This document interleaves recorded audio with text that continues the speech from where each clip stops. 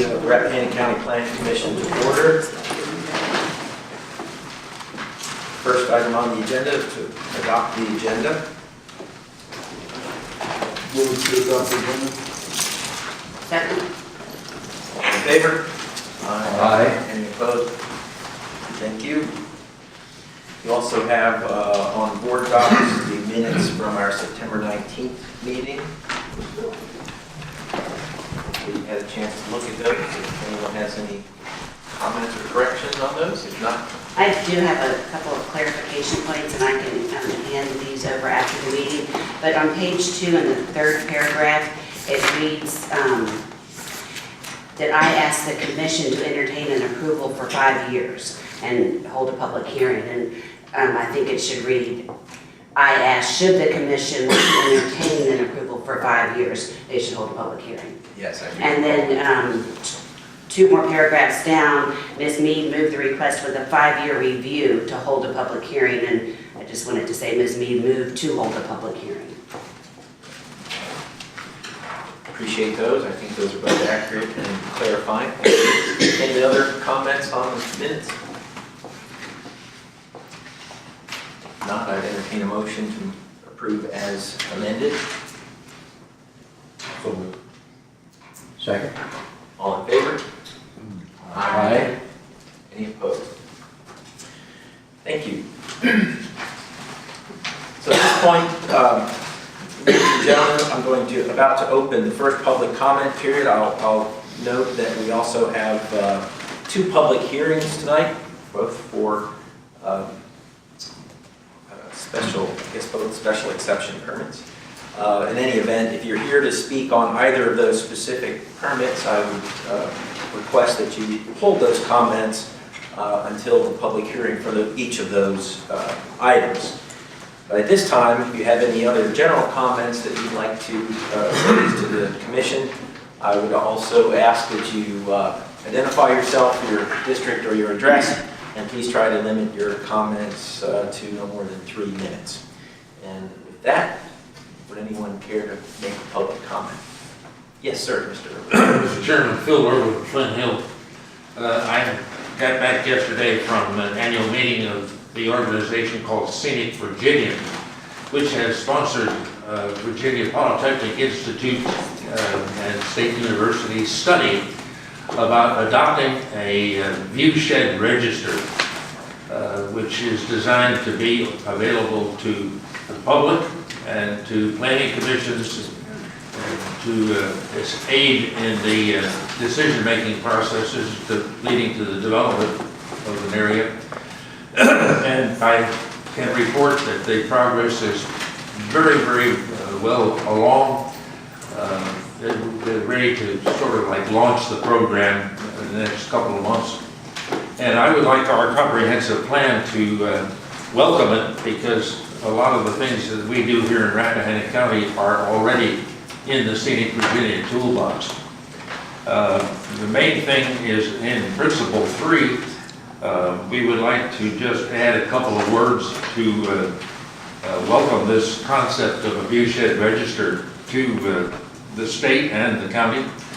And also, I would like to suggest that in the principle part of that document on page 5, it says protect natural resources, including soil, water, and so forth. And it mentions night skies, national park access, and there are no policies that support the principle number 3. And I would like to see some type of wording that would support those concepts. Night skies, dark down-shielded lighting, and the access points that we have in existence to the national park, I'd like to see in the policy portion as well as in the principles. Thank you, Mr. Irwin. Would anyone else like to speak? Yeah, I'm David Connick from Stonewall District. I want to second what Mr. Irwin said, and I think the commission really ought to think about broadening this business of the comprehensive plan, and I saw this draft that you have It's basically the same old comprehensive plan that we had when we first had a comprehensive plan in, I think, 1990. Like, besides some editorial stuff, nothing's really changed. And as part of the 5-year review, I think it's incumbent on the commission to get some actual facts and analysis, and we've talked about this before, and compare what's happening in reality to what's in the Sunshine and Lollipops comprehensive plan. And what Phil just said is exactly right. You've got all these lofty principles, but you don't have any real policies with any teeth in them. And when you get done with the comprehensive plan, you need to go into the zoning ordinance, which again is supposed to be where those lofty goals and principles and policies are implemented. And the subdivision ordinance. Planning Commission hasn't really reviewed those since 1986. And it's time to do it, because anybody who's been around for any length of time, even you, Mr. Light, can see the county's changing. And for people like me and Phil, who've been here for like 40 or 50 or 100 years, I don't know how long you've been here for, you know, it's time already to compare what they thought then and what's actually happened, and make changes as necessary, because many, many, many things that are in the comprehensive plan are just not reflected anywhere in the zoning ordinance. And one of the reasons is the zoning ordinance was written about 4, 5, or 6 years before the comprehensive plan was ever adopted. And since that time, there really hasn't been a comprehensive review of the zoning ordinance or the subdivision ordinance.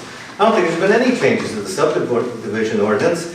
Nobody's even looked at it really in a serious way and said, you know, is it doing what we wanted it to do? Are things materializing like we wanted to? I mean, there's a lot of promotion of farming and agriculture and keep the county rural. But if you look around the county, and I could just say from personal experience, campaigning last year and going door to door in some sections of the county, and many people said this as if I didn't already realize, a lot of places that used to be open farmland and 50 and 100 acre parcels have been chopped up into not 25, but 5 and 7 acre pieces, and there's houses all over them, and what used to be farms. And, you know, gradually it's encroaching from the Culpeper side. And so I think you ought to do that and put some real teeth into what's in the comprehensive plan when you get it done. Thank you.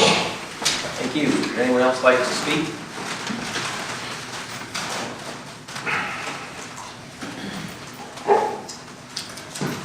If not, I will close the general public comment period, and we'll move on to the public hearing section.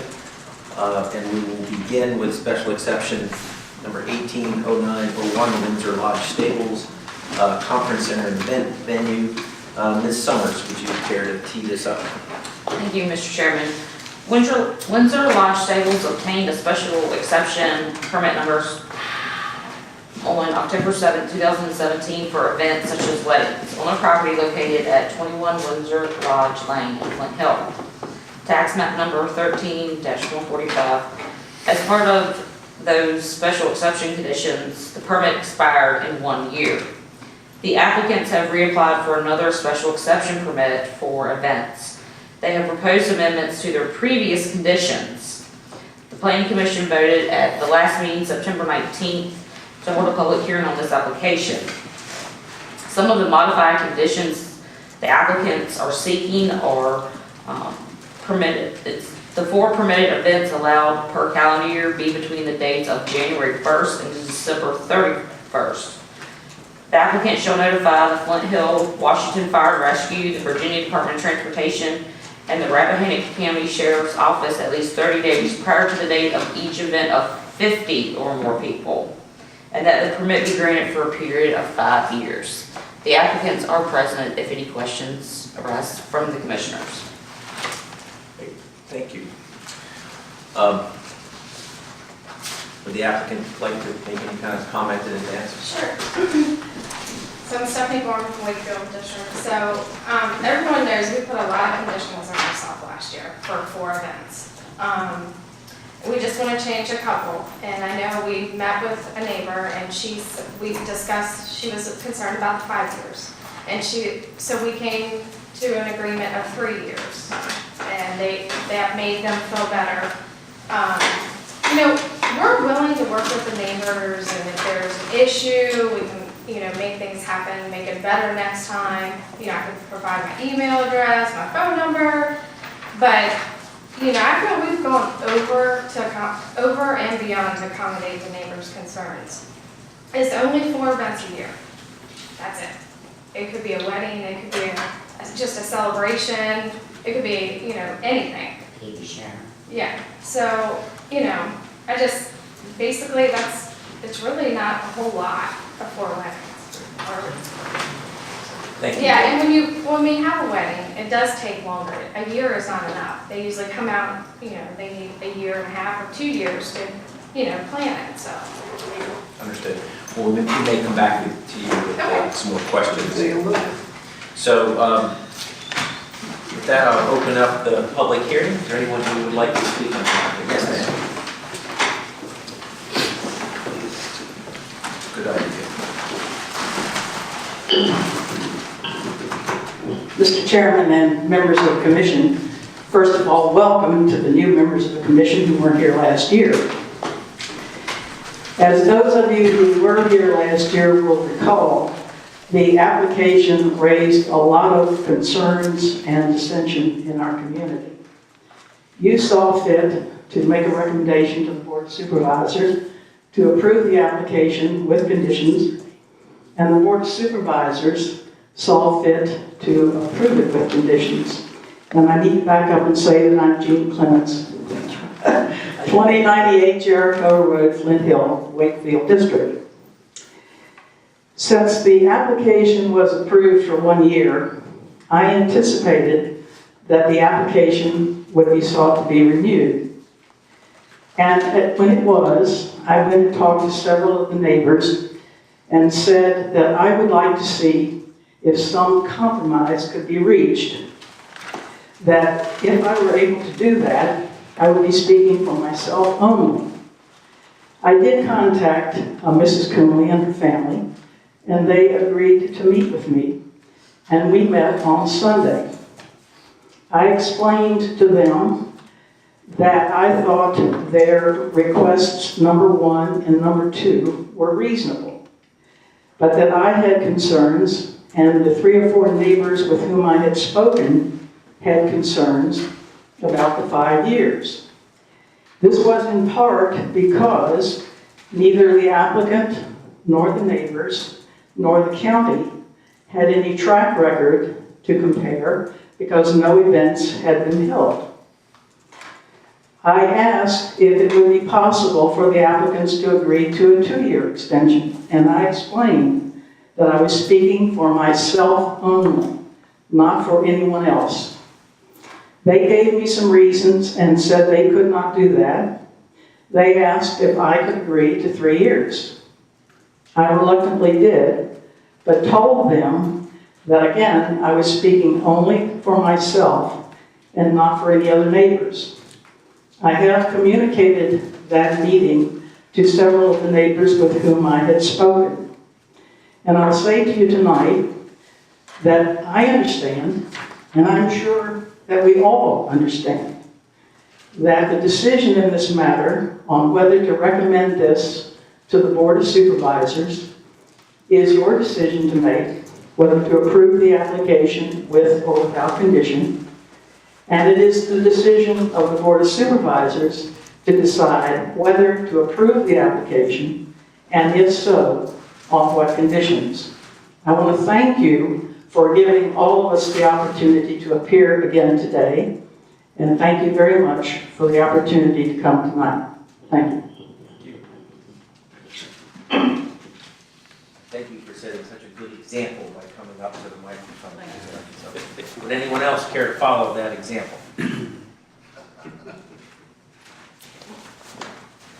I wasn't going to say anything. You want me at the microphone? Please. Okay.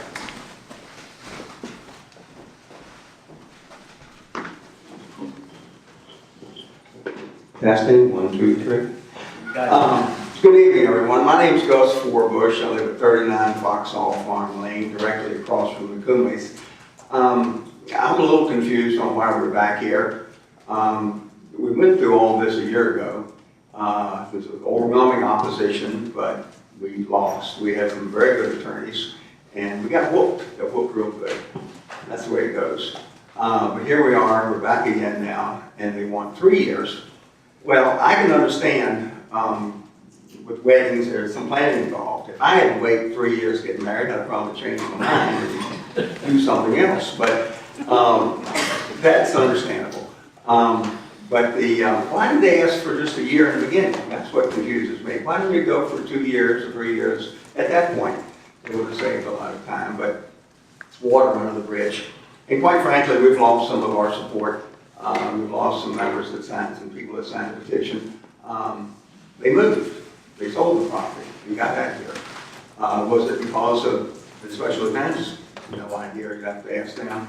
Probably Trump's economy, I would say, at this point, but we'll never know.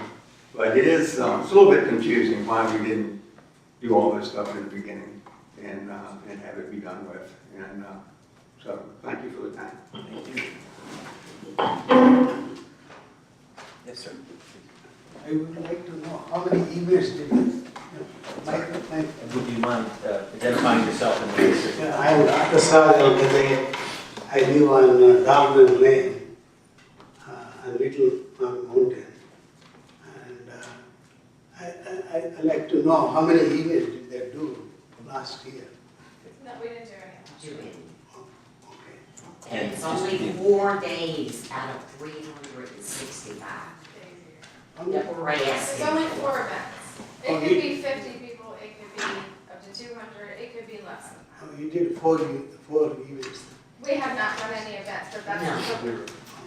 They're only asking for approval for 4 per year, How many people? up to 200. 200. Okay, that's not good. Thank you. Would anyone else care to comment on this application? Yes, sir, please. I don't need to come up. I'm Gail Johnson, 1709, and I support Mrs. Clements' position on this. Great, thank you, sir. Any other public comment? Yeah, I'd like to say something, Mr. Chairman. Sir, Mr. Khan.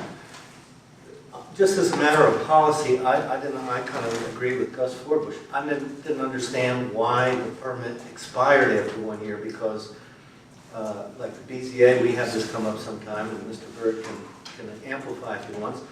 We usually put like a review period, and you just had one that was in the minutes about a review period.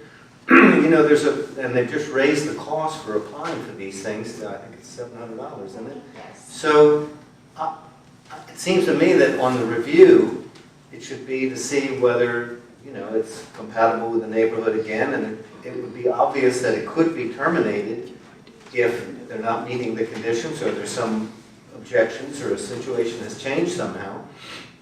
But I think frankly, it's not fair to people, just in general, to have a permit, I mean, that expires. I mean, I could see having it expire if they change ownership or something like that, but just by lapse of time, unless there's some violation, I don't think that's really a good idea. Plus, it's an expensive idea. So whatever period, I'm not going to get into that because I don't have any fish to fry in this particular application. But I think what the commission ought to recommend is have a review period, whether it's 1 year or 2 years or 3 years or 5 years, whatever the number is. I think it ought to be a review with the understanding that, yeah, if there's some problem, it could be revoked, but I don't think they ought to have to reapply because that seems a little unreasonable.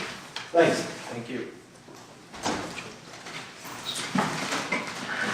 Anyone else? Okay, I hereby close the public hearing on special exception 180901 and turn to fellow commissioners.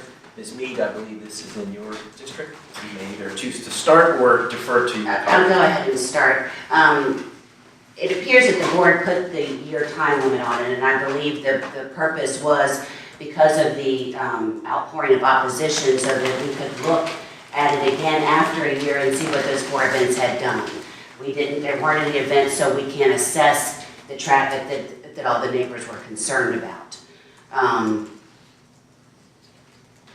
Do you have any booked for next year. No. I mean, we didn't want to book anything because we don't know how this is going to go. You've got to be approved. Sure. And what we said last month, And not follow through. what we said last month, I think, was I would have been comfortable for extending it another year and having it come back for another year, just because that's what the neighbors believed was going to happen. With that said, I am willing to make a recommendation with the changes requested for a 2-year period. And should that not get a second, someone else could make another motion.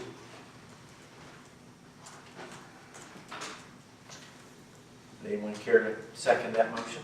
We don't have any more discussion on each one? I think at this point, since the motion has been made, the proper thing would be to see if the motion gets a second, and then we would have discussion on that motion before voting on it.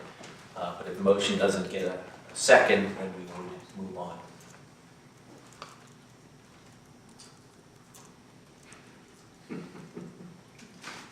I'll second that motion. So now I think we have discussion. So the motion that's been on the table and seconded is to approve, and I believe if I understood and judging from the comments, I suspect that we didn't get into the finer points of whether what we were discussing was a review period or an expiration, and that's something that might have been baked in.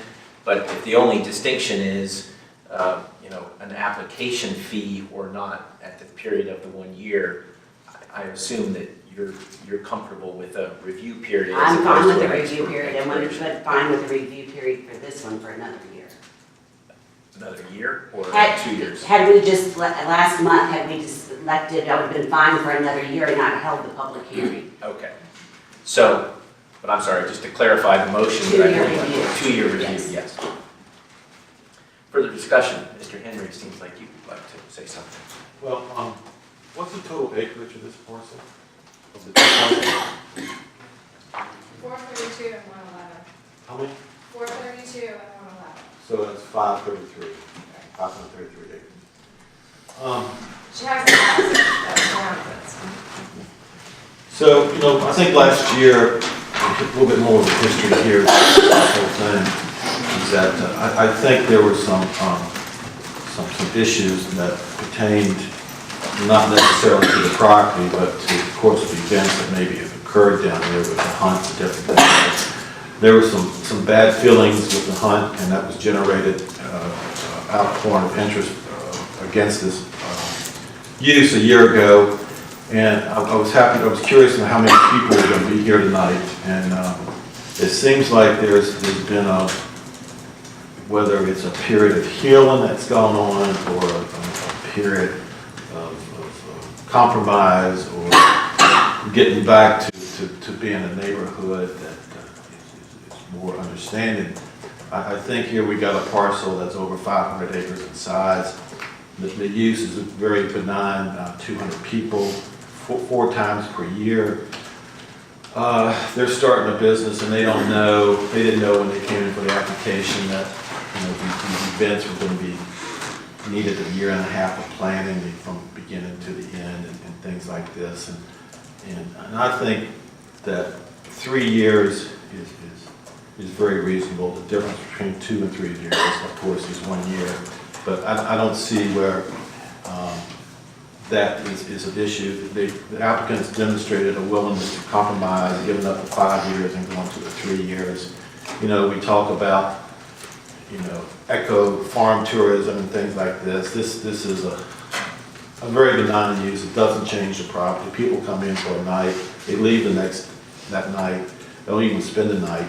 The next day, the property is done in a few tracks in the field. It's the same as it was when the weekend started. So I think this is a very nice use. This past weekend, I went to a wedding down at Castleton.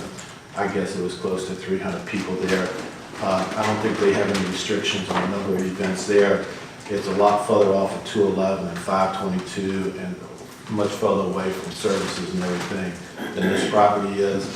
And, we accepted these kind of uses in other places without restrictions, and we have restrictions here. I think a 3 year is very reasonable.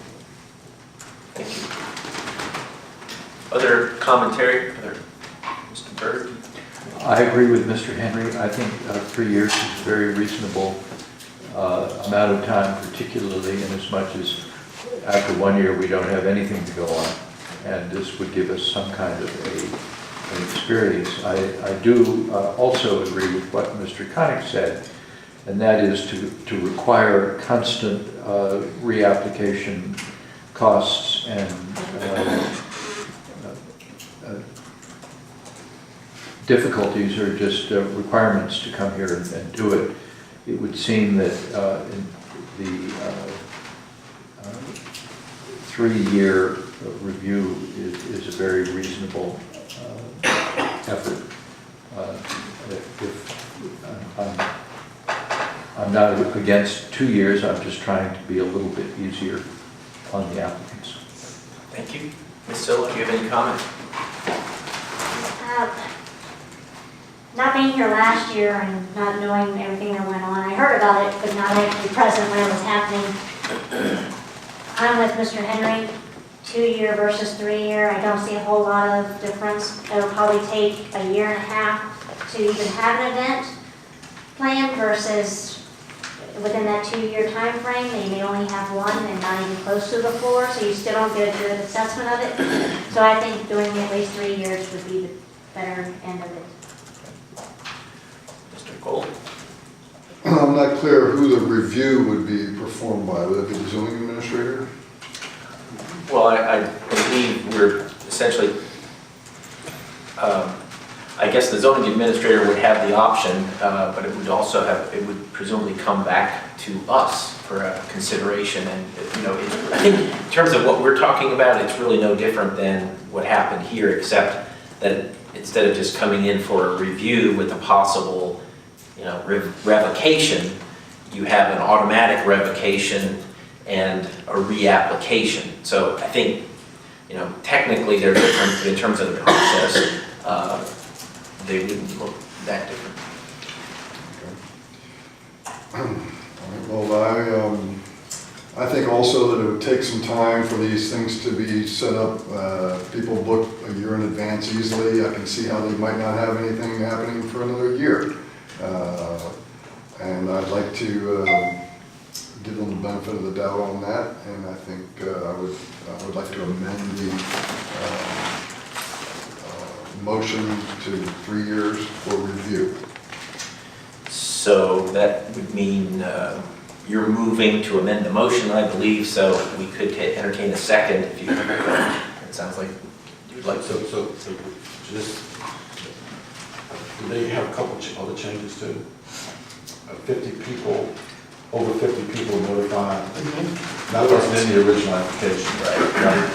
In the original application, any event they had, they would have to notify the sheriff's office. This is 50 people or over. So 50 people and over in the three years, or that's the only 2 items. And changing the time Calendar period. We had limited it for a certain It's time. January to December.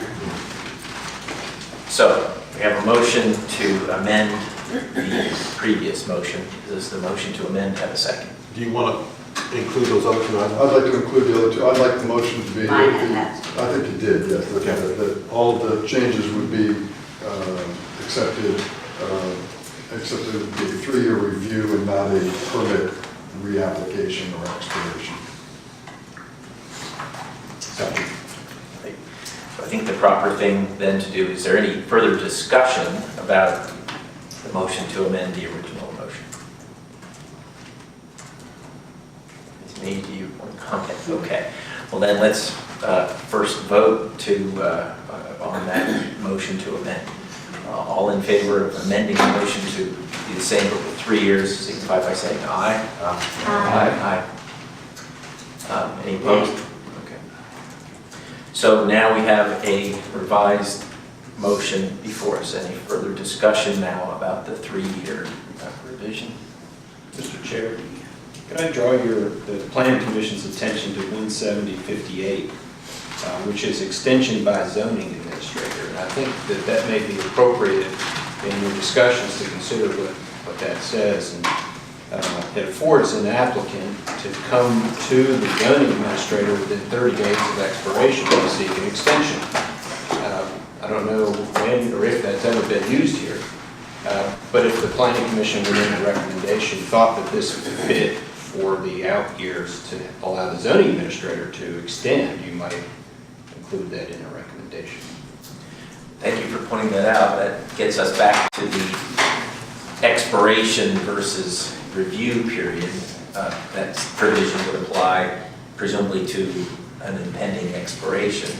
Correct. As currently written. And I've been very concerned about review, which really has no meaning in code, and all that means is you're asking the zoning administrator to do some compliance visits to see if revocation is an option. So that can happen anytime. Putting a hard step every 5 years is not a bad idea to do that. But if you don't want it to end and you want it to have an opportunity to roll over into the future, then 17058 seems to be the way to do that without giving a blanket forever approval. To me, the distinction would be opening up to a public input as opposed to simply putting it on the shoulders of the zoning administrator. So from my point of view, thank you again for clarifying that. I would certainly open this up to further discussion, but what I would imagine here is that we would bring this again before, put this on the agenda of the Planning Commission and see if we get comments and see if we need another hearing.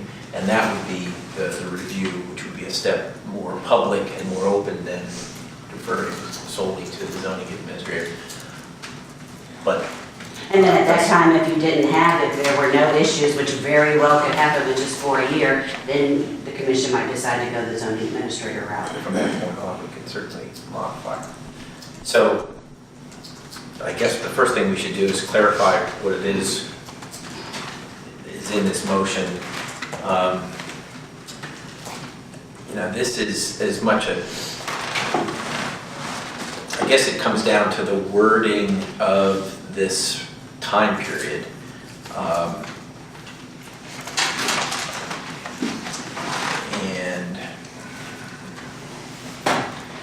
The way this is worded, at least on the board docs, is the permit be granted for a period of 5 years. I think what we're talking about is that the recommendation, as I'm going to try to interpret the motion here, is that we approve the special exception permit with recommendation to approve with a provision for the Planning Commission to review in 3 years and decide on whether a hearing and other action is taken. And again, I'm not necessarily promoting that, but I'm trying to clarify that that is what is currently on the table. Do we have any problem with amending this like we're talking about as far as the advertising for this was done? No. To me, it is such a subtlety, and I suspect we didn't even get into this level of clarity in the past. And I think that's not necessarily a good thing, but I think it's well within the range of what we've discussed. So are we changing the how we review?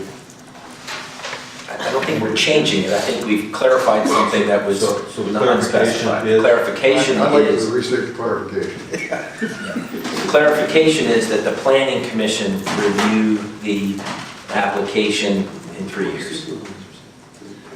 And that the application be approved for 5 years. Now, the application is just approved, and Okay. unless we take action to recommend revocation, the application stays, the permit would be granted indefinitely. So what we're saying is we will take a second look at this in 3 years. May I just, is that causing you any particular heartburn, Mr. Administrator? Of course, the zoning administrator administers this. My understanding is that you would be doing just that, approving it forever. And the only way for it to end would be revocation, which would have to come on the heels of compliance issues that are vetted through zoning compliance enforcement. Does this set a precedent for other? See what they did, Castleton? Do you have any thoughts or concerns about doing it this way, or having it solely be on your shoulders? So I'm not trying to open up any bigger avenues for the applicant, but just for the ease of people to keep things in their mind, and including the applicant and the neighbors. And I think they mentioned too that they're going to work on a calendar year. Could we do to the end of 2021? That's 3 years, 2 months, just to have a nice clean date. Or December 31, this permit for December 31, 2021. For the review. That's when they have to, Yeah. just 3 months, just to make it easy for everyone. Yeah, I'm not sure that makes it any easier because it's for a review only, so. But it's setting a date, it's setting a hard date. Well, the hard date would otherwise be this time, 2 years from now. Yes. It's better be Christmas than Halloween. The event season is over by now. I'm fine with interpreting our previous discussion by consensus that way unless somebody has. Is that okay, Rick? I think it's okay. I'm just trying to, as long as we're not setting precedent for other applicants in another venue at some other time, I think that's fine. We've done this way before. Okay, so to recap, I might try, conditions remain the same as before with the exceptions of permitted events per calendar year, which is the entire calendar year. The applicant will notify emergency officials as stated 30 days prior for any event 50 or more people, and that the permit be subject to review and recommendation by the Planning Commission at the end of 2021. Just for clarification for myself, when it says 50 or more, do we need to say 50 to 800, or are you leaving it and more, which could be over? Capped at 200, So I believe, if I'm following what we're doing here, we have a motion that has now been moved and seconded. Any further discussion?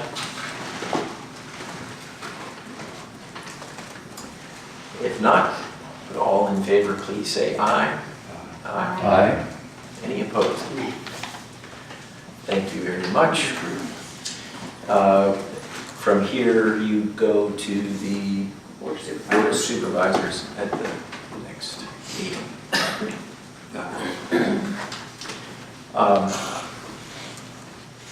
With that, I'd like to move on to our second item of public hearing.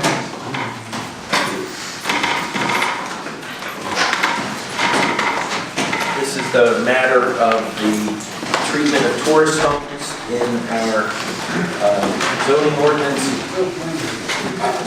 I won't try to repeat all of the history of this issue, but suffice it to say,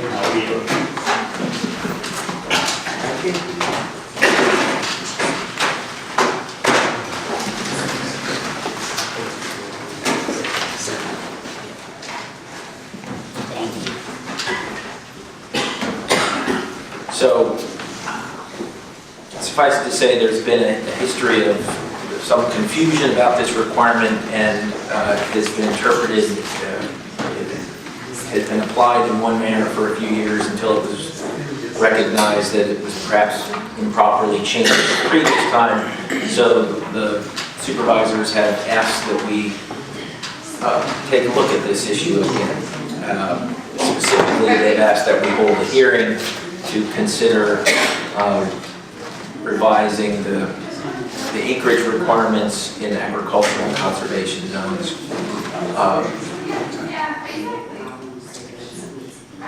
to either 2 and 5 acres respectively, and I think at our last meeting we discussed another alternative of increasing the acreage requirements. Do you have anything to add? Sure. Again, this public hearing came by way of resolution to the Planning Commission from the Board of Supervisors, asking that they hold a public hearing and make a recommendation regarding the 2 and 5 acres as a minimum for the tourist home and ag and conservation districts. A larger minimum can be considered by the commission tonight. The commission also expressed and expanded the scope to include allowing other acreages and aggregation to be considered. I noted that while there may be a density requirement by Rappahannock County of 1 per 25 acres, the actual minimum lot size and the agricultural and the conservation zoning districts are 2 and 5. And again, a reminder that with the acreage change that this use still requires a special use permit. Thank you. With that, I'll begin by opening a public hearing. Anyone would like to comment on this application? I would, Mr. Chairman. Yes, sir, Mr. Connors. I don't think it's going to come as a big shock to anybody on the Planning Commission that I oppose this change for a variety of reasons. The first reason is, as the zoning administrator just said, and let this terrible secret out of the box at a public hearing, because everybody thinks we have 25 acre zoning all over Rappahannock County, but we don't. The minimum lot size in an agriculture district, look in your zoning ordinance, for those of you who I see brought it, is 2 acres, and the minimum lot size in conservation is 5. There's an example of where what's in the zoning ordinance doesn't track what's in the comprehensive plan. Because nobody's farming on 2 acres. But be all that as it may, if you were going to adopt this, you might as well just not have any minimum acreage requirement, because that's already the minimum acreage requirement. Except for the possibility that there's a few non-conforming lots where somebody would want to do this. But the main reason that I oppose this is because, frankly, the Planning Commission never considered this back in 2010. If you go back to your minutes and look at the history of the way this was adopted, what was proposed by John McCarthy at the time was that if somebody had 2 contiguous lots that added up to either the 10 acre or the 20 acre requirement, they could count the acreage in the contiguous lot to meet the minimum. That's all that was proposed. And it was proposed because obviously someone wanted to do it, but they had their property in 2 separate lots, neither one of which met the minimum lot size. So that came before the commission. The commission debated it on that basis, that you could take your adjoining lot and count that acreage toward the minimum, and recommended approval. When it got to the Board of Supervisors, and it was advertised in that manner, when it got to the Board of Supervisors, as I recollect the minutes, Mr. Parrish made a motion to reduce the minimum lot size altogether out of the clear blue sky, and that was passed. Well, after some review by Mr. Goff last year, it was determined that the advertising never said that they were going to reduce the minimum, so the amendment was deemed by him to be unenforceable or invalid, with which I entirely agree. But this commission, as it was then constituted, never, I think Mr. Henry's probably the only one that's still on it, that was on it back then. This commission never discussed that until 2016-17, when there was a proposal, part of this package of amendments, to put it back up to where it was.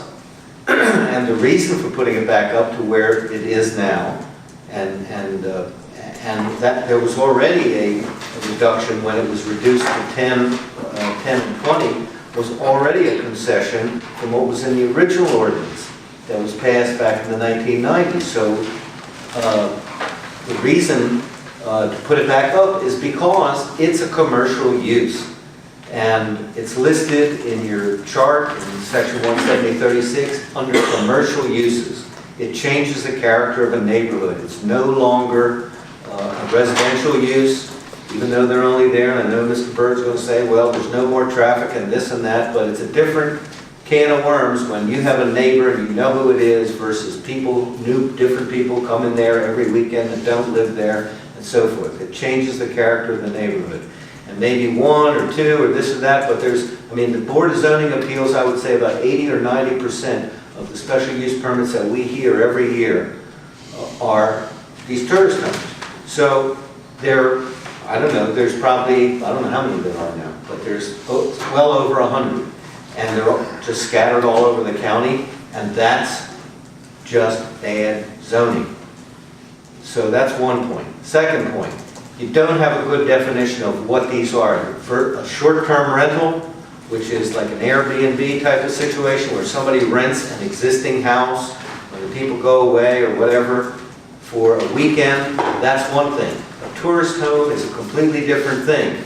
It's like what's down in Sperryville, or what used to be in Sperryville, the buildings are still there. It's a bunch of little cabins or something like that, or it could be. And so that's differentiated from a motel or a hotel. It's a bunch of different little buildings. They have a little kitchenette, and they have sleeping quarters and all that, and people rent them for a week or 2 weeks for the vacation. That's a tourist home, or that's what was defined when the zoning ordinance was passed. Nobody had any Airbnb because it wasn't on the internet in 1986 or 85 when we wrote it. Nobody had this use in mind. So you ought to change the definition. My biggest objection is railroading this part of it through without all the other conditions that the Planning Commission discussed. And when the Planning Commission discussed this in 2016 and 17, the consensus was, I know there was 2 abstentions, there were 2 votes against it. Mr. Light and Mr. Byrd voted no, but the rest of the commission voted to increase it back to where it is, 10 and 20 acres. And the reason for that, the basic reason is to create some kind of buffer zone. So for noise and lights and people, look, when people come out and they don't live there, they're out there on a recreational type of thing, there's going to be a lot of noise, and there may or may not be, but there could be. And that's the reason, that's the logic behind it. And to reduce that down to basically no minimum acreage, I think is a mistake. But I think it's a real mistake not to go and consider this in the context of all of the different conditions, some of which have to do with the definition of what's a short-term rental of an existing building or an existing dwelling versus starting a business like that thing in Sperryville, which could, I mean, does somebody think that something like that out in the middle of the agriculture zone is appropriate on a 2-acre lot? I don't think so. Are you close to? I am close to that. So my request would be either that you recommend that it not be amended at all, or that it be tabled until you consider the whole package of all the other things, including what the BZA's recommended to you, which is to fix the definition of what is a tourist home versus what is a short-term rental. And once you clean that up, then you might, I mean, in other words, if somebody's already got a house, they're just using an existing house for a short-term rental, that's not so much a problem. But if somebody is going to build something or create a new use, which is entirely possible under this definition, that's not appropriate. The BZA, or excuse me, the original package that was recommended by the commission was to leave the minimum alone and leave it to the discretion of the BZA if it's on a state road of 50 feet or more, a paved state road. And that would be, then the minimum acreage could be waived. That's what the commission recommended. I think that was a wise thing to do, and I think that's what you ought to stick with. Thank you. Thank you. Would anyone else like to speak?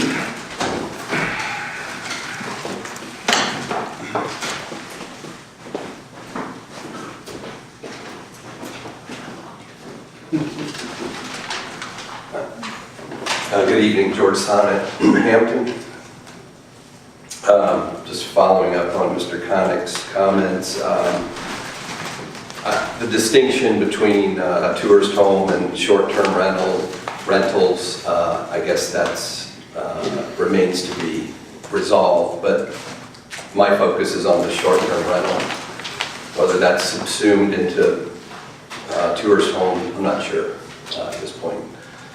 But that said, this does feel like deja vu all over again. The Board of Supervisors has had this short-term rental issue for over 3 years and has done nothing, while surrounding jurisdictions are putting in place reasonable regulations, such as those being proposed in Fauquier County right now. While required lot size is relevant from the standpoint of potentially providing a greater buffer from what I consider the unregulated commercial activity created by short-term rentals. It is just lipstick on a pig. Without a requirement that the property be the primary residence of the applicant, along with other reasonable limitations addressing safety and reducing impacts, the Board of Supervisors and this Planning Commission are placing the interests of those who would exploit and diminish our quality of life for their personal gain and for the benefit of their transient guests who have no vested interest ahead of the interests of those of us who do or are willing to make the commitment to live in Rappahannock County. This is a rural community where being free of intrusive commercial activity and being able to recognize your neighbor is essential to maintaining our quality of life. So one point I would just add to this is, and I think this follows Mr. Connick's remarks, short-term rentals is a commercial use, masquerading as whatever. And without regulations, it's a corruption of zoning districts and sound zoning practice. Thank you. Thank you. So, anyone else care to speak?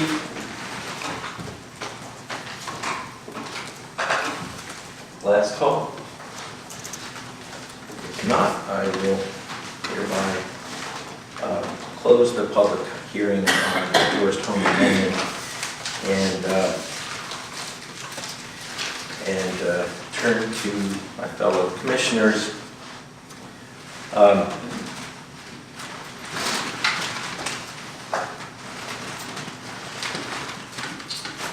guess why don't I just throw it open to see if anyone would like to opine on this. It's certainly the case that we've been down this road, or at least most of us, a few times. I guess maybe before I open it up, I will say that I agree with at least one thing that's been said, and that is I am also troubled by dealing with this particular aspect of this issue in a vacuum. And I'll even say I'm personally of the opinion that the zonage requirement, that the acreage requirement is unnecessary. I disagree with a lot of the sentiments, but I think the main issue is that it is a rough surrogate for a buffer and a protection. And if you listen closely to the opposition to these tourist homes, it's nothing really about the use. It's about not knowing who is sleeping in the house next door. That's really about what it always comes down to. So I will open it up with those comments in mind.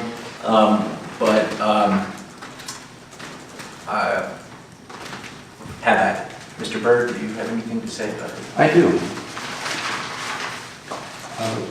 We have entertained this subject many times, and I feel that the crux of it is that it is a new and different use for existing homes, buildings in the community that is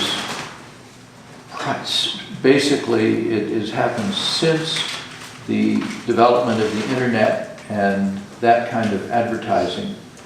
And so I would put it as 10, 20 years, something like that. And a lot of the definitions and ideas involved haven't really been worked out and realized. The idea that a short-term rental is any more of a commercial use than a full-time rental is not particularly, I don't feel that can be described reasonably. The idea that the size of the lot is going to provide an automatic buffer is another false idea, because the size of a lot and the placement of the house and however it impacts on the neighbors has nothing to do with the size of the lot. It has to do with the placement and distance between the existing houses. so far, in my understanding, no new buildings have been built as vacation rentals. There have been some that are weekend houses or seasonal houses and rented on the off-season, but that's pretty much all that we have seen so far. And one similar situation is that there are many weekend residents in this county that only come on weekends and only come occasionally. And that doesn't seem to have caused anybody any pause in the past. But this vacation rental, which involves seasonal weekend type situations, does. And it seems to me, I have one of these on my farm. We've had it for 5 years. It has been a complete non-event in terms of impact on us or any neighbors. There hasn't been any instance in the county of a complaint to the sheriff by anyone who is a neighbor of such a thing. And so it seems to me that this fear of the short-term rental is not really based in reality. It's based in, and for what it seems to me is an unreasonable reaction to change. And inasmuch as this kind of effort is really the only basis for the tourist economy that our comprehensive plan has articulated as one of the basic economic futures for our county, that these entities provide a necessary use for that. Thank you. Ms. Sillo, I don't think we've heard from you on this topic before. I have mixed feelings about this amendment. One, being here my whole life and everything like that, and watching the changes that have come with acreage reduced and changed and those type of things, and our whole thought is we don't want to have too much growth for those type of pieces. But understanding that not all the homes are lived in full year round, that they want to make money off them while they're sitting there. So I mean, I understand that piece, but at the same time, I'm hesitant of reducing the acreage to basically be nothing compared to what it was. So at this moment, I'm unsure of which direction I would go. Thank you. Mr. Kohler?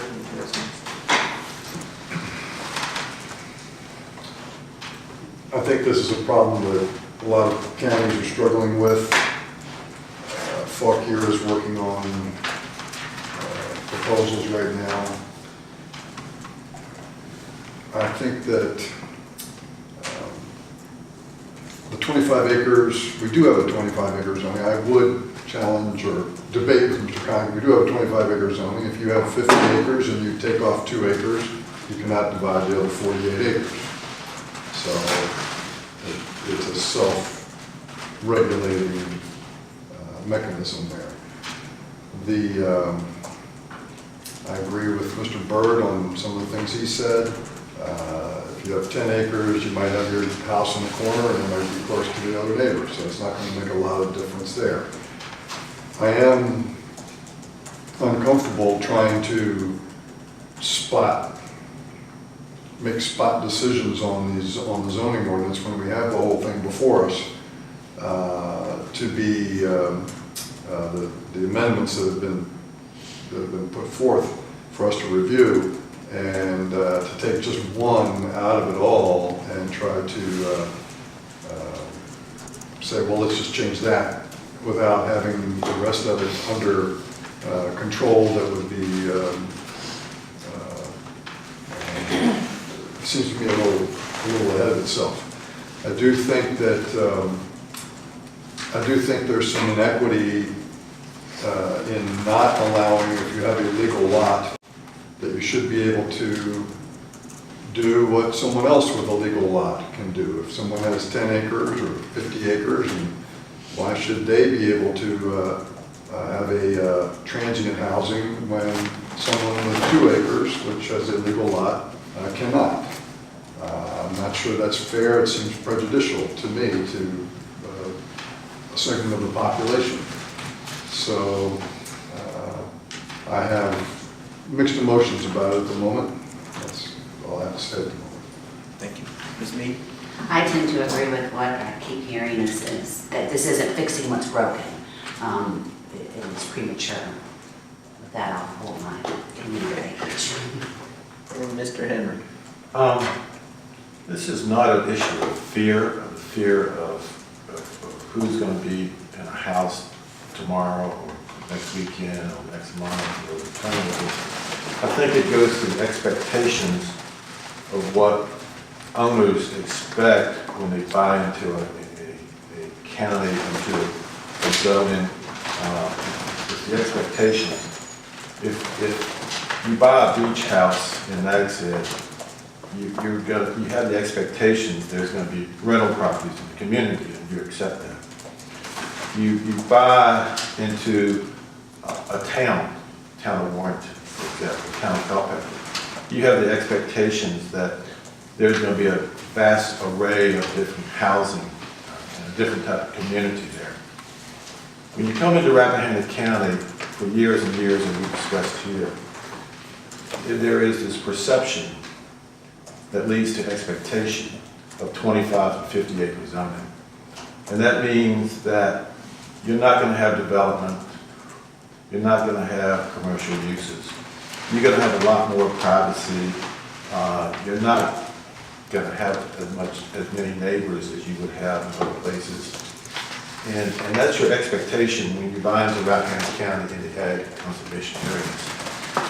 Now, if you want to see more people, experience more people, or whatever, then you have the opportunities in Rappahannock County to go into the villages where you have 2 and 5 acre zoning. And if you have the expectation or desire to do transient rentals, then that's the area that you could readily do it and you wouldn't be supposedly discriminated against. And there is a large number of small lots in this county that were created before the 1980s. And we had a case here, I would guess about a year or 2 years ago, where an applicant came in and wanted to buy 2 or 3 lots up in Old Hollow. It was the Anderson property. And they had expressed to us the expectation that they were going to take these 3 lots and build tourist homes. And they were going to operate a business there out of these 3 tourist homes. And they were all separate lots and they were not necessarily side by side, but that was their plan. And if you open this up to a 2 and 5 acre, you might as well just eliminate any acreage requirement, whatever, and just simply say any site in the ag and conservation area, you can do a transient home. Because there's no quality, there's no character, there's no respect of any quality of life that is built into the zoning ordinance for these ag and conservation areas. Now, when I bought my lot, I got 68 acres. Now it's 72, 73 or something down Battle Run Road. It was the wilderness down there. And it was very isolated, and that's why I liked it, and that's why I've lived there for, I guess now about 30 years. And across the road from me was John Lyle's farm, 1,470 acres. And that was divided up into 27 50-acre lots. And since that's been done, there's been 10 houses, 12 houses built. And I have neighbors, and I can hear some barking dogs, I can hear some chainsaws and this kind of stuff, but that's okay. That's 50-acre lots. But right next to me is, I think 6, right next to me, stuck right up against me, are 6 small lots, 2 to 5 acres in size, that was created in 1846. And none of them have been built on. Then you cross the road, the bridge at the end of my road, and go up Battle Run Lane. There's another half a dozen or more lots up in there in the mountain that are less than 10 acres in size. So right there in the area of these large parcels are 10 parcels or 10 lots that are all prime, especially ones right next to me, are all prime for this type of use. And is there a probability? Yes, that could happen, very much so. And is it characteristic of what should be in an ag and conservation zone as we see it today, or is what we think is built into the plan? No, it's not typical. And the owners accepts the financial rewards of doing these rentals. And I think Mr. Light, Mr. Bird, I think what you all are doing, Mr. Irwin with his B&B, I think it's a perfectly wonderful thing to have a large piece of land where you can absorb somebody coming in to visiting you, staying with you, and give them a real quality experience. And they leave feeling good about their visit. But when you drop it down to 2 acres, and it's only so much time these people can spend on 2 acres until they want to go someplace else, walk the road, take the dog for a walk, dogs barking, children, bicycles riding on the road. All these things that's going to take away from what the neighbors have done to expect, what they're used to, and what they bought into. So I think we're very wise to do the 10 and 20 acre, approve those 2 items, and then we can address these definitions at some later time. But we agreed to go to smaller and just do away with it all. There's nothing to do with 2 and 5 acres. Just make it, no acreage requirements at all. So either go for 10 or 20 or go for nothing. Thank you, Mr. Henry. So to be clear, and I'll just do this for myself, but as it stands right now, the acreage requirement is 10 and 20. And if we do nothing, that's where it remains until such time as we do something. Am I? That's correct. I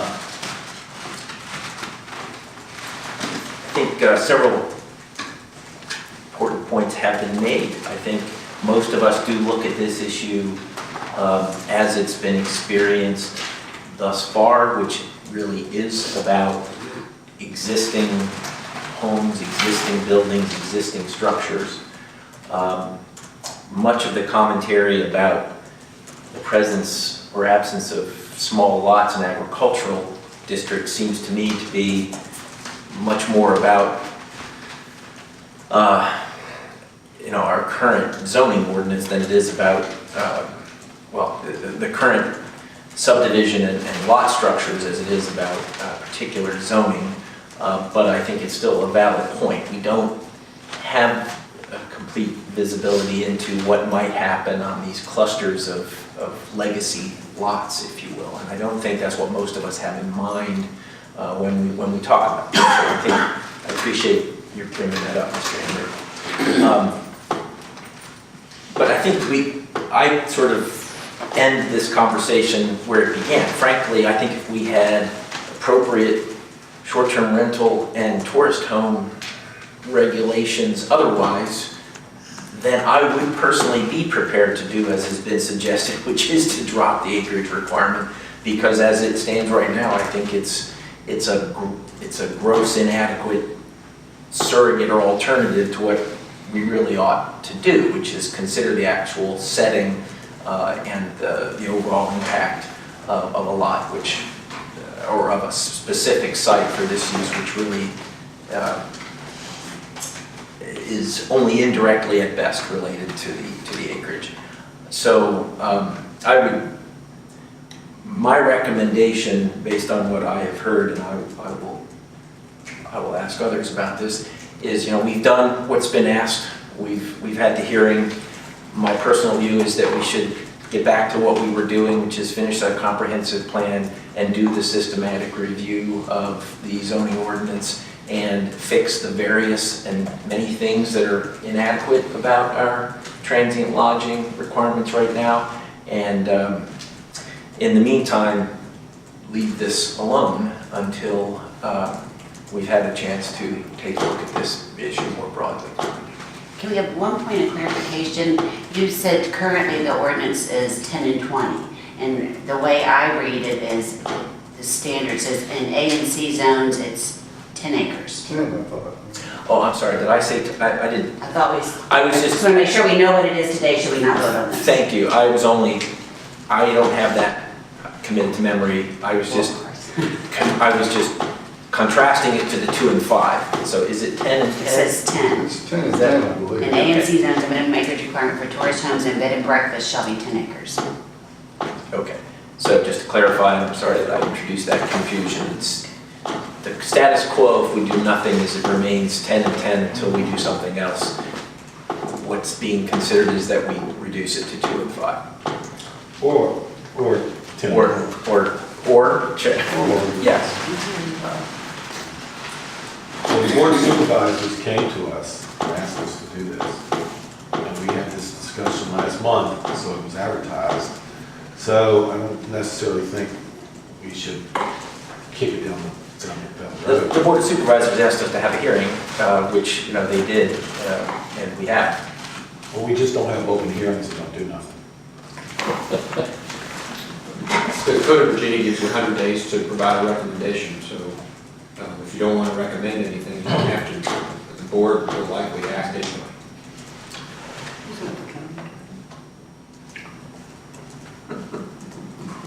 Well, we've heard discussion here tonight, my opinion is, and I would be willing to make a motion that we pass on to the Board of Supervisors a recommendation that these transient homes, rentals here, have a site size of 10 acres in the ag and 20 acres in the conservation areas.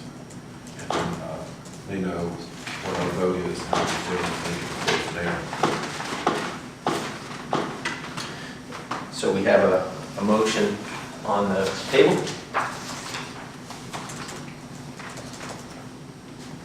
I second. Motion made and second.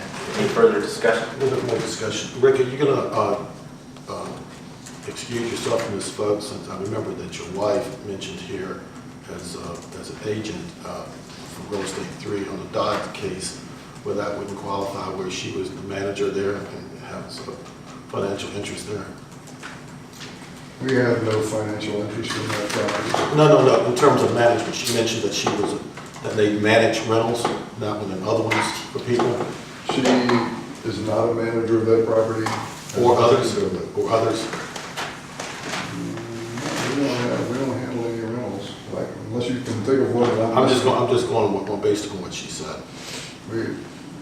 My wife and I handle, unless I'm forgetting something, we handle no rentals at this time, and I don't really intend to handle rentals. So, Mr. Henry, because you have concerns about the properties next to you, are you going to recuse yourself from this? Hell no. Okay. Okay. All right, so we do have a motion that's been moved and seconded. Any further discussion? I guess I would just like to add that, the whole point of saying that this is something that's premature goes down the drain if we then choose to make additional action. To me, leaving the status quo alone as an indication that it was sort of ill-advised of us to be put to this task is the right outcome. So I would certainly hope that we just leave this alone until we can treat it as it needs to be treated. Are we still entertaining comment? Yep. I am inclined to think that acreage should be as the 2 and 5 as was brought to us. However, I do think that this revolves around other zoning issues that we should be examining, and it should be a package. And I think it's stupid to, I didn't say that. I think it's ill-advised to take a piecemeal approach to a large part of the zoning ordinance. And I would prefer that we not take this action. Well, he stated he had 100 days. What's the chances of us getting together and having this part of the transient home? The board will act on this at their next meeting, likely. Before we would have a chance. Will you advertise? To answer your question, Sherry, 0. Yeah, the point here is, and the fact of the matter is, when we get around to doing a complete review, regardless of what we do tonight, we will be revisiting this topic again at that time. So again, I think the right thing to do is to send a message to remind the supervisors that we have an active agenda here to work through the comprehensive plan and work through the zoning ordinance, and we'd like to do that systematically and thoughtfully and not based on sort of ad hoc requests to take up individual provisions. So that has been our statement. We've made that statement. We've taken that position with respect to some of the other very specific textual amendments that have come before us. We've tabled many of those on the same reasoning, and from my perspective, I think we should be applying that same reasoning and revisiting this in a thoughtful way rather than being sort of whipped around by these kind of political. So I guess, Gary, you're saying the county board of supervisors is whipping us around because they asked us to do this? Yes, but they've asked us to treat this very specific provision that, in the context that we know that we're already dealing with a lot of other aspects of this, and frankly, I think it's distracted us from our broader mandate. Does the zoning office do we have a problem with this? Well, no, because our zoning is 10 acres. It exists. There's no, doing nothing is taking a position until we actually take this up. And what is the situation with the properties that have been approved under what was apparently a void? Well, if they were, yeah, I mean, if they were approved under a legal standing, if the rule changes and they were approved, under a previous rule, they're still valid. Now, whether I won't try to attempt to explain what legal jeopardy could be in if somebody's approved. I suspect that the owners of those properties that have been approved in an ambiguous timeframe would be allowed to continue to operate. And the question is whether there's some liability of the county for having approved them invalidly or something. But I don't see that as our issue. I think our issue as the Planning Commission is, what do we want the zoning ordinance and subdivision ordinance to look like to implement and execute the policies and principles of our comprehensive plan? And I come back to that, and to get sort of pulled into the center of these individual provision requirements is a frustrating way to be going about our business from my point of view. So. Does that require a motion? Well, we have a motion on the table that has been seconded, so when discussion is over, we will vote on Mr. Henry's amendment, which would be to recommend an increase in the acreages that are currently on the books from 10 here's the end result. Best case scenario on my vote, you win. Worst case scenario on my motion, you win. So just go ahead and have the vote. That's your. See if I'm right. All right. Any further discussion? You finished? I'm finished. Okay. All in favor of the motion to increase the acreage requirement, signify by saying aye. Nay. Nay. I would say I'm undecided on this piece, but I want to vote aye. Nay. So we have, looks like a 3-3 tie. See, I told you, you win. Oh, does that mean we? You win. That means Everybody wins. Mr. Parrish has been here for his. So, And I think the recommendation with that vote could still say, we all thought it was, that we all thought this was premature. so we have, where does that leave us with The respect to motion fails. recommendation? The motion Hey, fails. it speaks for itself. You don't need to say anything for it. It speaks for itself. It does You indeed. don't try to explain it, it speaks for itself. Right. Mr. County Administrator, what do you think? I can tell you, Mr. Curry can explain it to him. the intent that was expressed to me is that while County Attorney Goff and others have opined that it's void ad initio, if I try to stumble into the world, that could be forced and tested through the courts. And the county has an opportunity now through a clear advertisement and public hearing process to set the record straight from today forward, for sure. And that can be 2 and 5, 10 and 20, 10 only, 500 and 1,000, whatever is approved in line with what was advertised for public hearing, to include contiguous parcels if that falls into your purview. So this is an opportunity to set the ordinance straight and clear through a properly advertised public hearing, what the ordinance is, without any debate of that could be challenged because of what happened in 2010. So now the supervisors on their own in the December meeting can decide. Well, you've not set forward a recommendation. Well, not, I mean, Well, they can take, we have a vote, but they can do whatever they want to. They change our recommendations all the time. Right, well, you have made a recommendation. We also, so basically, we've had a motion that has not failed. It doesn't mean we're finished talking about it. If there's any intent or desire for someone to try to move a different I mean, position. could we just move To not, to not recommend, or to not?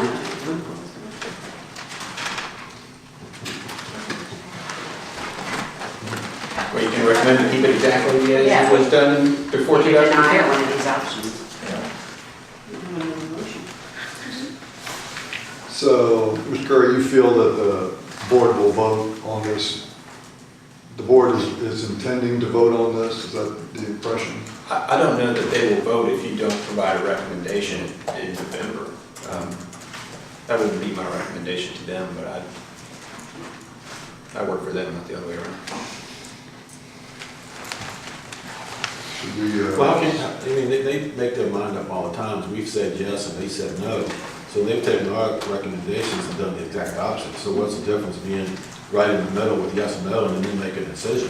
Why is that any less weak for them? Yeah, your input is one of many inputs that they'll hear. They have a public hearing as well, and we'll hear from members of the public. So they don't need They to didn't come tonight. They don't need a yes or no vote from us. So I presume that they value your input. Well, they sometimes do, sometimes they don't. Well, This may be one of those times. Yeah. just to be clear, we don't have to be finished. Is there anyone is there anyone This thing prepared has to make become a a? political thing, it's not so much a zoning thing. You know, you can hang this, you can talk about the comprehensive plan, and, you know, one group can hang their hat on, well, it's tourism, it's economic, and it throws some pennies into this tourism bucket of 220,000. Or you can say, hey, this is about preservation of the standards of ag and conservation areas where there needs to be less density, less uses, and all these things. So there's equal divide here. You can make the comprehensive plan say anything you want to. And the end result is, it's a political decision. Let the board make the political decision. Well, you're certainly entitled to that opinion, but just to be clear, my point was not about going back and making something associated with the comprehensive plan. My point was, and still is, that we should revisit the other sections, other pertinent sections of the zoning and subdivision ordinance that deal with this, including looking at the, existing structures versus new structures and, taking a look at where these lots exist. That, to me, is where we're headed. I don't think there's any reason to go back to the comprehensive plan for this. I think it's a question of whether we should be. But when we have a looking at debate, this. a comprehensive plan is brought up to support the decision of 2 and 5, as it is support a decision of 10 and 20. We had a vote on this a couple of years ago. Let that vote stand, where we said 10 and 20.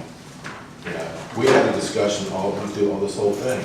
Well, And it the does seem people unlikely. at this table have changed, and there's people at this table now that have more of a 2 and 5, that's all I'm going to say, viewpoint. So, so we've done this vote, done this discussion before. So, Well, the point is, I don't think we're disagreeing that it's unlikely that we're ever going to reach, unanimous consensus around this issue. But I do think, I don't want to buy onto the idea that this is just a coin toss or a political decision. I do think looking at the overall ordinance and coming up with something that deals with the legitimate issues that have been raised by you and others is something more than just let's just vote on it. So I guess I don't want to just let that stand unchallenged. But from a more practical perspective, is there anybody who is inclined to offer an alternative motion before we give up on this item and move on? May I ask a question? By all means. Could we, I would like to see another work session before the end of the year if possible. Yeah, We could focus on this, on these other zoning amendments that we have done part of, but we haven't finished. Yeah. And make a full recommendation to the board on the entire zoning package. So you would recommend we postpone action on this while we continue to work on the bigger picture? I would recommend that, and I would you're opening up a whole new can here. We're trying to put the comprehensive plan to bed, trying to get that done. And now we're talking about opening up the zoning ordinance, tackling all of these issues here in a quick and timely manner. It's not realistic. It sounds good. It sounds really good, but you're talking about a year-long project there. Well, I've seen how things move and formulate and hearing. It's going to be a long process to take the zoning ordinance and address all the things that need to be addressed. And you're not going to do it in one work session, 2 work sessions. It's going to be long. And the more you talk about it, which is good, the more people are going to get involved, and there's going to be more opinions, and it's a major undertaking. So it's not something we're going to do in 90 days. Well, I'm not trying to revamp the entire zoning ordinance, which I'm sure needs work. But we do have a set of amendments that was sent to us. which we've actually discussed. So I'd like, let me address this issue, because I think you're both making very good points. I agree with you, Mr. Henry, that this isn't going to be quick, but I also agree with you, Mr. Kohler, that we should continue to work through it. To me, the question, and this goes back to my point about not being asked every month to go back and revisit something else. We're working on the comprehensive plan. We're working through that. We're going to be talking about it again in a few minutes. There clearly are several aspects of our zoning ordinance, signing, transient housing, are sort of prominent among them. Maybe some of the other subdivision matters and some of the other items that we've accumulated over years. I do think we want to begin working on those, and we probably need to assign some kind of leadership among people in the commission to take on various pieces of that. To me, the distinction is that we keep plodding forward and stop going around in circles because, we're doing something and then 1 month we get asked to go look at one specific thing. So what I'm working toward as the chairman of this organization is to just keep us plodding along as slowly as we tend to work in this sausage-making process, but to stay focused and keep moving forward. And that's where I'm coming from on this. So I don't think it's going to be quick, but I do think it's a valid point that we should begin working on it, and we should have another work session with priority placed on the comprehensive plan, but also spending some time on this to do our research and look at what has been done in Fauquier. Ms. Mead and I were talking about this earlier. I think they have some good provisions in there. Some of it I don't think really applies here particularly well. And frankly, I don't think they have an acreage limit. So, but they have the standards. So it's, we're going to get here at that point whenever it happens. So it sounds like there's no further attempt to move anything on this matter tonight. We've had a vote, let's just move on to the conversation. Discussion, it's 9 o'clock. We've had a vote, the board can deal with this as they see fit. I agree, thank you. Okay, so there is no new business. That brings us to old business, and the last item here is an update on the comprehensive planning and zoning ordinance, the zoning amendments. I'll bring to your attention, if you hadn't noticed, that on board docs, Ms. Summers has posted the markup from our work session where we discussed chapters 6 through 8. I personally went through there and thought it was a very thorough and accurate representation of that discussion. There has been some additional discussion tonight about some of these viewshed initiatives. Maybe before we get further on that, do you have anything to say about those chapters and the markup? Was there any question or anything that was unclear as you went through that? Okay. Any commissioners care to make any comments or have any reaction? From my point of view, I'll just say at the outset, as far as I'm concerned, this is ready to be sent for a hearing when we see chapters 1 through 5. So I don't think we're ready to do that because chapters 1 through 5 are not prepared, and I think it's important that we have a markup. So I guess I'd be glad to have any discussion now that you have based on looking at this markup. But if not, I would say take a look at it, and that we should try to prepare or schedule another work session to roll up our sleeves. Could I ask Mr. Curry, do you have anything to add on this? No. Staff's goal is to provide clear modification from the currently adopted 2004 document. That may not be possible with chapters 1 through 5 because of all the actions that are taking place up through 2014 or 16 or whenever. To have a clean track changes version. Yes, I can't imagine with those tables and getting into that would be possible, but I think our goal should be to have, though, what we consider to be the agreed upon chapters 1 through 5 and 6 through 8. So. And we will continue to work on those. My only question is relative to Mr. Irwin's comments from earlier today. I think Ms. Summers said she knew what they were, but I don't know that the commission was all like-minded on that. Is that vetted? Is that to be included? Not? It's not vetted from my point of view. I'd like to take a look. I mean, I think the verbiage is clear enough, but I'm not at all prepared to endorse some sort of inventory of view sheds without a better understanding of what that really entails. So I don't know if other commissioners have a view on this. Well, that's a goal that is, my understanding, has not gotten very far yet. They're encouraging people to submit photographs, but there's not many submitted, at least as of about a month and a half ago. And I think it's a long-range goal. What's the purpose of the goal, and what's the direction, and what does it mean, and how does it impact land use? I don't know. Would you like to ask Mr. Irwin that question? I'm just yeah. General question. I think it is. I think these are all questions that we should. What I'd like to see happen is we schedule another work session at a time when we have a completed work up from staff on chapters 1 through 5.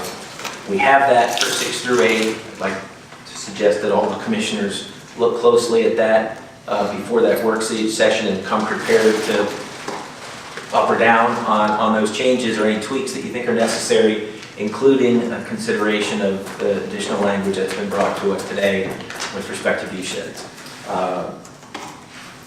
At this point, I don't think we yet have a date certain by which we will have the revised chapters 1 through 5, but I guess what I would like to do tonight, if it please the rest of us, would be to ask the zoning administrator to take the action to schedule another work session at the earliest mutual convenience when the draft of sections 1 through 5 is ready. Do we logically see that in the next 2 months? I would hope so. Absolutely.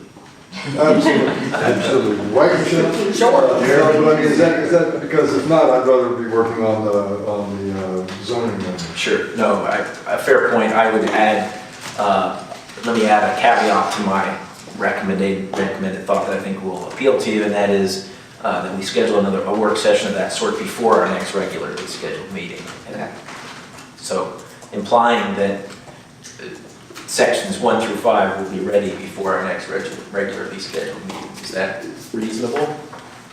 As soon as possible. See, there's a positive man, as soon as possible. Not necessarily before work, if you're gonna hold a work session for next month, I'm not gonna guarantee that. But it's I possible, don't think they can guarantee that. but it's possible. Well, So, but we can schedule a work session, and if they don't have it, could we then work on the? Next month, meaning November or the December meeting?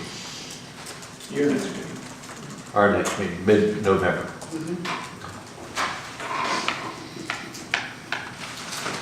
I don't think we can work on both at a session, it's not possible. No. So if we could work on one or the other, I'd be happy. well, the problem is, if we have a work session on something other than the comprehensive plan, there's no way really of doing that without distracting staff attention from, I think, from distracting staff attention from the other action. This is the trap we keep falling into. We keep dropping one ball and picking up another. So I guess I have no problem scheduling another meeting. Perhaps instead what we should do is maybe we could agree to this tonight if there's anyone who would be willing to. I think what we discussed in the past is that when we do this, we'd like to have staff pull together information from surrounding counties. Obviously, Faulkner's work on this is very relevant. Actually, Ms. Mead tells me it's before the Planning Commission tomorrow, I believe, and then the supervisors later. So really, I see no reason to not let them vet what they're dealing with and for us to learn from that entire experience. You've been vetting it for a year. Rather than trying to get it in there. But in any event, I don't think we're ready to, I would say we should schedule a work session as soon as we have sufficient material to work on. But for now, I'd like to keep the focus on the comprehensive plan. Okay. So your chair could call a special meeting, should all receive the documents, you can then. There's no reason why we couldn't do that by other means. We don't have to. We know our purpose and our desire is to have one as soon as possible. Very good.